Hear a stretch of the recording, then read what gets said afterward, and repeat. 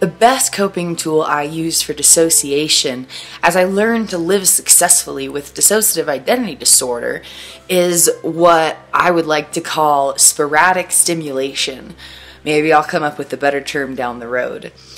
I need to be constantly shifting my attention, or I sink into severe dissociation and potentially even severe depression. And so constantly shifting my focus is the only way I cope with dissociation, which is actually why it's very hard to spend time with people, because I know that the way I do things can be very obnoxious in comparison to the way a normal person would do something. For example, when I'm editing video blogs or watching a movie, I'll have the movie on and every few minutes I'll pause it to look at my email or to edit a video or to create a video or to randomly walk outside for a few minutes and breathe in the fresh air or to grab a snack or like literally anything. This helps me a lot because it's keeping me in the moment rather than slipping away from it into dissociation.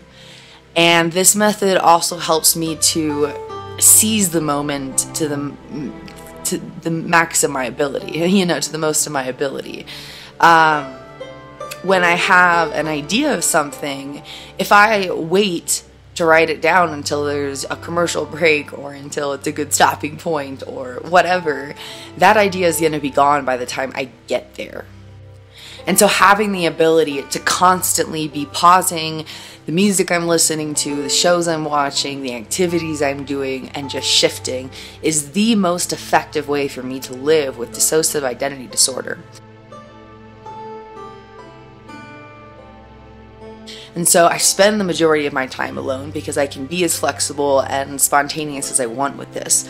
Sometimes it's as quick as, okay, I have 5 seconds to pause this, or I'm gonna switch, or I'm gonna have this flashback, or this idea is gonna leave my head, or whatever it might be. And so, when I'm around people, I feel the need to roll with their pace of things. And just that added variable and that added element causes my ability to be self-aware and to know how to respond to myself. It limits that severely. And so being around people consumes most of my focus and energy, and so by the time I'm coping, I'm not doing a great job at it.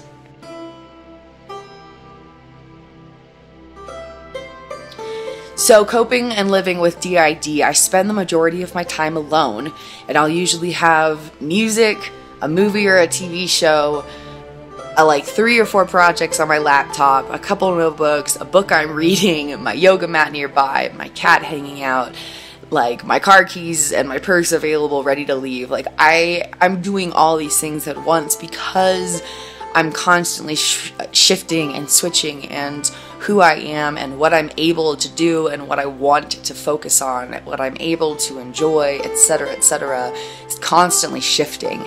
And if I do not shift my focus on what I'm doing physically with the shifts in my brain, it causes immense frustration, depression, anxiety, paranoia, anger, fear, all sorts of chaos.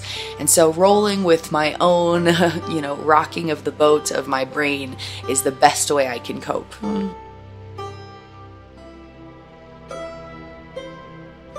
In terms of spending time with friends, this is why one of my favorite activities is just having them bring something over to work on, whether it's a writing project or homework or some research for business or whatever it is. Because this way I can still enjoy their company. We can still hang out and talk here and there. But I feel the permission to do things at my own pace, even if that's switching activities every 30 seconds. And I don't feel judged because I know that they're doing their own thing, and their happiness, their, ability to enjoy that day or that time together is not dependent on me and what I'm doing. And this is the best way to spend time. So you'll get to see me in my natural habitat. You'll get to see me coping as best as I can. You get to see the projects I'm working on, and you'll get your own stuff done while saying, you got to spend time together. And so that's really the best way that I spend time with friends. And to add to that, it's always important to take a picture with me, because I won't remember spending time unless there's something to look back and help trigger that memory. And I used to be really great at this, but then I got very self-conscious about being a camera whore and got, stopped being the one to say, let's take a picture, everyone. And I really want to get back in that habit. So for the friends that I do see in person, please help me with this. Anytime that we hang out, even if it's just catching up for 20 minutes over coffee, please be sure to snap a little picture with me. It doesn't have to be a great one. It doesn't have to hang on our walls forever, but to have something to refer back to and say, look, I have a friend. Look, this person made time for me. Look, I was actually out of the house and smiling, even though I have no memory of it. That means the world to me, because I can't look back on good memories. So I want to create a scrapbook that I can look back and be happy with my life.